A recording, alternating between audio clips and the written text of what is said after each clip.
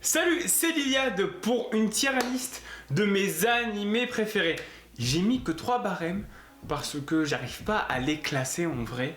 Et je me suis dit, 3 barèmes, c'est tranquille, c'est pepouze.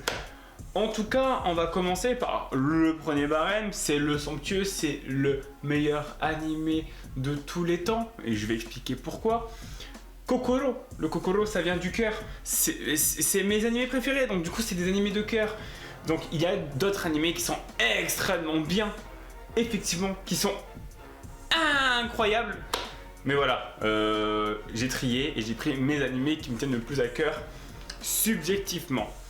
Et après c'est je veux un remake, et j'en ai choisi un ou deux, ou peut-être trois, peut-être.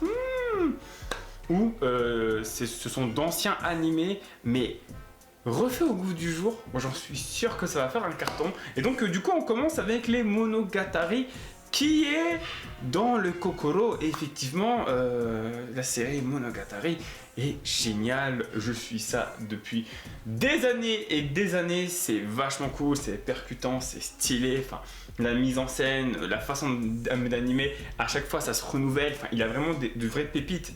Et c'est ça qu'on veut. Et c'est super cool. Je le conseille vraiment à tout le monde. Vraiment. Après, on a Ace of Diamond. Ace of Diamond. Diamond No Ace. Un animé de sport. Je voulais absolument mettre un animé de sport. Et Diamond No Ace est vachement cool. Pourquoi ? Parce que les personnages principaux sont vachement bien exploités. Et même le concept d'équipe. Franchement, dans beaucoup d'animés de sport, je trouve que beaucoup de personnages sont mis de côté, notamment les remplaçants, même si parfois ils brillent, bien sûr. Là, dedans, c'est hyper intéressant parce que finalement, les remplaçants, à tout moment, ils peuvent devenir titulaires, et les titulaires, à tout moment, ils peuvent devenir remplaçants. Enfin, il a vraiment un délire, et puis même, l'auteur a bien su comprendre comment créer de bonnes rivalités. C'est cool. Sawamura comme héros est vachement cool, vraiment. Comme héros il est vachement cool. T'as envie qu'il progresse, t'as envie qu'il surpasse tout le monde, et il le fait de manière mesurée, et donc du coup ça en devient très cohérent. Je le conseille vraiment. Air-Gear, ah là là, Air-Gear, c'est je veux un remake. Alors Air-Gear, je pense que les personnes qui ont lu le manga savent la tuerie que c'est Air-Gear, parce que Air-Gear est une tuerie magistrale. Le manga est oufissime. Avant c'était insane, je m'en souviens, dans les forums on en parlait, patati patata, c'était vachement cool. Maintenant on n'en parle plus, limite il n'existe plus dans l'imaginaire collectif des gens, j'ai l'impression, c'est incroyable. Si il y a un animé Air-Gear nouvelle génération, tu vois, enfin nouvelle génération, avec la technologie qu'on a en termes d'animation, oufissime. Il y avait un ancien animé Air-Gear, mais il était cool. Mais là, au goût du jour, en 2020, en 2021, même en 2025, il fait un carton. Mais quand je te dis il fait un carton, parce que Air-Gear c'est stylé, les chara design sont hyper cool, les combats et les courses sont énorme. Il y a vraiment un côté épique, un côté street qui est vraiment là. Enfin, tout est bon dedans. Vraiment, tout est bon. Et en animé, ça peut faire un carton incroyable. Maintenant, on a Shingeki no Kyojin. Alors lui, il est dans mon Kokoro absolu. Franchement, c'est du triple A. C'est du blockbuster. Quand je regarde Shingeki no Kyojin, j'ai envie de le regarder dans les meilleures conditions du monde. Je mets ma télé, je mets la résolution au max, je mets les enceintes et je prends mon kiff, parce que il faut regarder ça avec contemplation, avec une super bonne détente. Enfin, Shingeki no Kyojin, je peux pas le regarder en 480p, tellement que c'est beau, tellement que ça fournit de détails, tellement que les OST sont grandioses. Enfin, c'est des trucs de ouf. C'est des trucs de taré. Ensuite, on a les Fates. Alors, les Fates, c'est dans le Kokoro aussi, bien sûr, évidemment. Fate, c'est incroyable. Fate, c'est totalement incroyable. Bon, il a eu les Fate Stay Night la première saison. Enfin, la première forme de Fate Stay Night qui avait une animation plutôt cool à son époque. Mais ensuite, Fate Zero, le nouveau Fate Stay Night, les Fate Order Babylonia, Fate Acrofia, il avait quoi le Fate là que j'ai vu et que c'était méga chelou. En vrai, c'était méga chelou et j'avais pas compris pendant les 3 épisodes.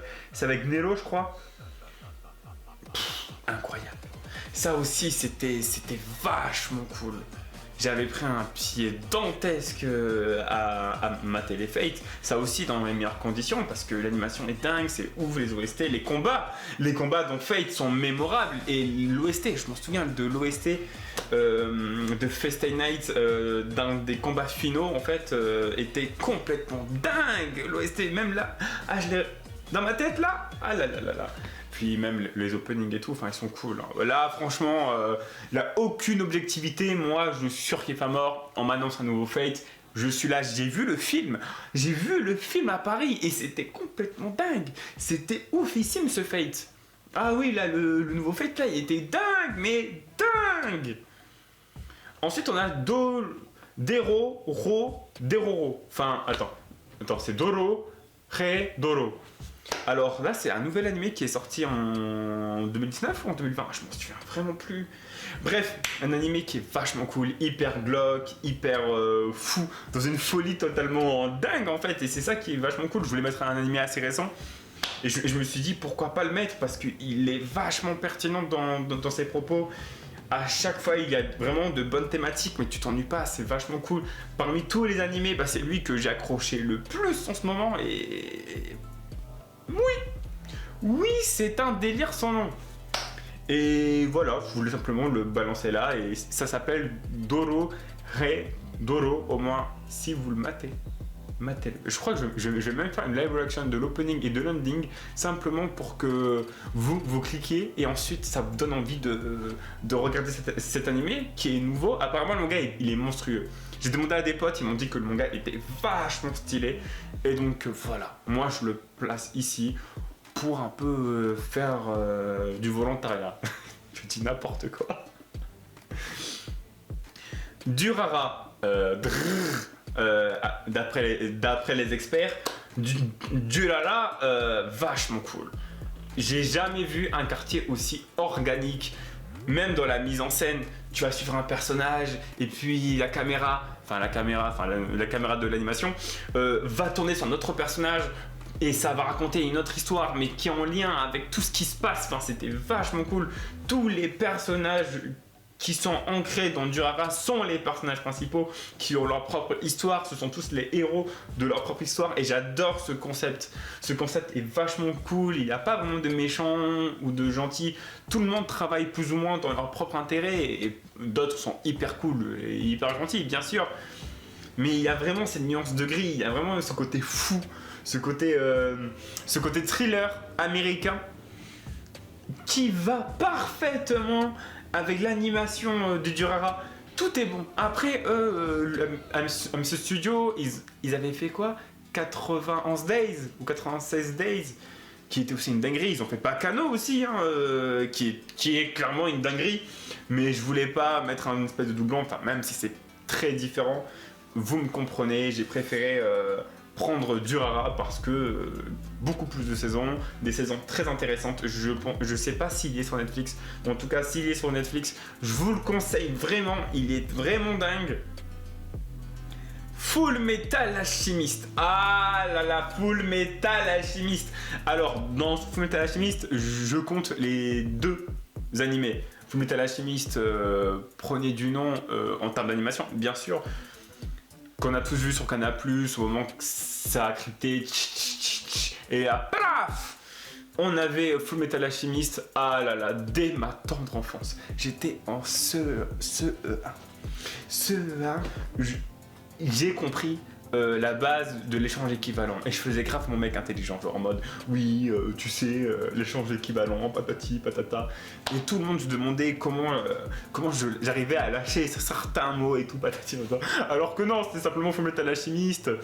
Enfin, c'est un chef-d'œuvre complet. Et bien sûr, même le manga, attends, le manga il est où?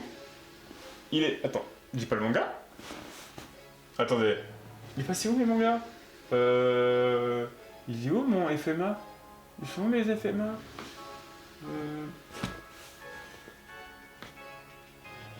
Ah, c'est bizarre ça.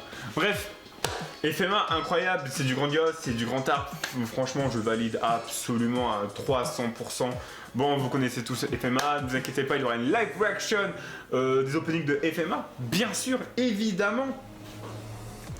Et donc, Get Bakers. Ah, alors là, Get Bakers, c'est je veux un remake. Il y a eu aussi un animé de Get Bakers, mais tu le remets au goût du jour, les gens vont être hypés parce que les combats de base sont grandioses. Le manga a un trait de dessin incroyable. Il y avait des combats oufissimes, hyper glauques, hyper stylés. Les gens à l'époque le comparaient plus ou moins à Hunter x Hunter. Ça n'a absolument rien à voir. Mais en termes de combat et en termes d'ambiance, c'était à plus ou moins cette époque glauque, shonen, chelou. Et Get Bakers rentre clairement dans cet acabit-là. C'est vachement cool. Pour moi, c'est un des mangas des années 2000 qui m'ont le plus marqué. De toute façon, vous allez voir, hein, la plupart du temps, c'est des mangas de vieille génération parce que voilà, c'est eux qui m'ont forgé, qui m'ont donné cet amour pour l'animation, mais pour le manga. Même si je suis très manga, vraiment beaucoup plus manga qu'animé. Get Bakers en animé, ça serait une dinguerie monumentale. Alors maintenant on a Hunter x Hunter, qui je vais le mettre dans Kokoro, mais Kokoro number one parce que je l'ai découvert aussi quand j'étais en CE1, le premier animé. Le premier animé, on n'en parle pas assez. On n'en parle pas assez. Je crois qu'il n'y a que le youtubeur Aminataro qui en a parlé de façon concrète. L'ancien animé est grandiose. Les OST, ce côté très glauque, très sombre, qui fait plus Togashi que le nouvel animé, qui est très bien. Je le compte aussi dedans. Hein. L'anime Hunter x Hunter 1999 et le 2011 fait partie de la même case, hein, bien sûr. Mais l'ancien animé, on avait des combats incroyables. Gon vs Hisoka dans la tour céleste. On avait Kurapika vs Uvo-King qui était complètement ouf. Kuroro, enfin il avait trop de bonnes scènes qui ont été refaites au goût du jour avec le nouvel animé quand il est sorti.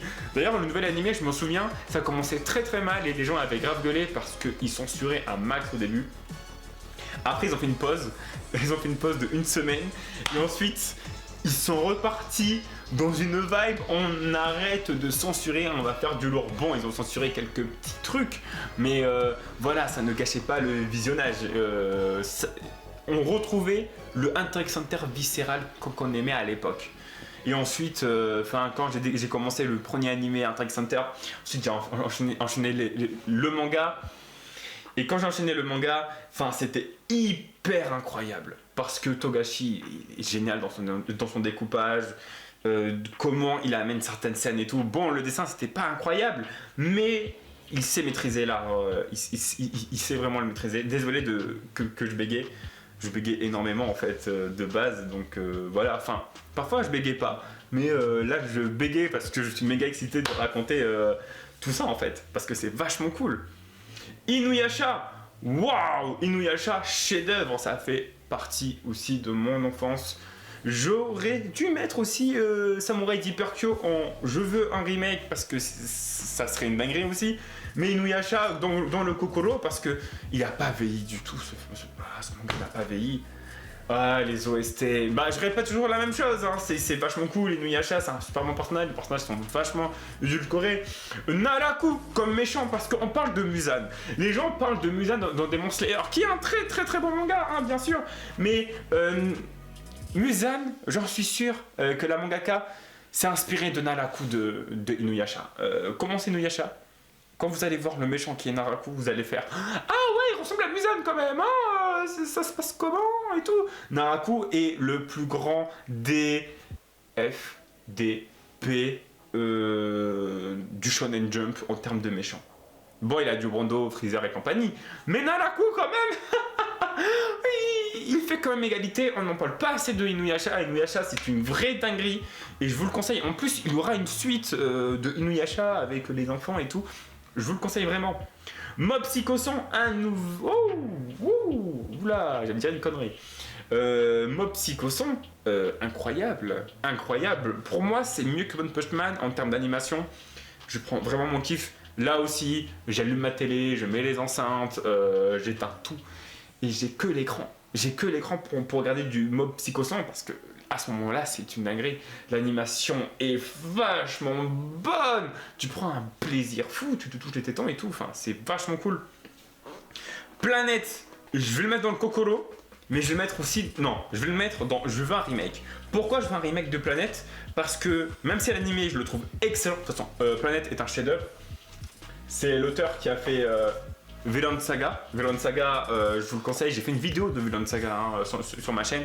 Vinland Saga, c'est du grand art, c'est un chef-d'œuvre intergalactique. Planète est un chef-d'œuvre intergalactique, un manga de Makoto Yukimura. Vachement cool, franchement vachement cool. L'anime Planète est incroyable. Si ils font un remake, les gens vont grave kiffer, ils vont lâcher des citations partout, sur des threads Twitter ou sur des threads Instagram. Enfin, ils vont faire des dingueries parce que Planète, c'est vraiment, ça parle de l'humanité, mais genre ça l'embellit et en fait, il y a des questionnements qui peuvent être parfois pessimistes, mais non, c'est du chef-d'œuvre. C'est un chef-d'œuvre littéraire même. Oh, Shadow Kill. Alors là, on va passer là dans des anciens animés. Shadow Kill, non. Franchement, dans le Kokoro, ne faites pas un remake. Shadow Kill, foncez. Shadow Kill, il a ma waifu. Je vous avoue que dans Shadow Kill, il y a ma waifu. Shadow Kill, c'est mon enfance. Shadow Kill, c'est les cassettes DVD. Shadow Kill, c'est beaucoup de choses. J'ai vécu avec Shadow Kill. Enfin, ça fait partie de ma fabrication en termes de fans de manga et d'animation. Et surtout d'animation. Shadow Kill, c'était trop dingue. Je vous le conseille vraiment. L'animation est vraiment top. Mais aussi, là, on va parler aussi de Slayer. Slayer, c'était fun, mais c'était stylé, c'était cool. Si je fais un top 10 de mes meilleurs openings, il y a l'opening 2 de Slayer qui est dedans, mais obligatoirement parce que c'est méga cool. D'ailleurs là j'ai envie d'écouter un son de Slayer là tout de suite parce que c'était vachement cool. C'était fun, c'était trépidant, c'était vraiment du bon heroic fantasy à l'ancienne. On pourrait même dire du dark fantasy, mais franchement c'était vachement cool. Et le somptueux Gintama. Bon, j'en ai déjà parlé 1 milliard de fois. Gintama, pour moi, ils ont les meilleurs personnages. Enfin, c'est un manga hyper engagé sur ses propos, mais en même temps, c'est pas mon réalisateur. C'est vachement cool. Le t-shirt. Attendez, je vous montre. T-shirt Kagura, bien sûr. Best personnage féminin de tout manga confondu. Je suis désolé, mais voilà, Kagura.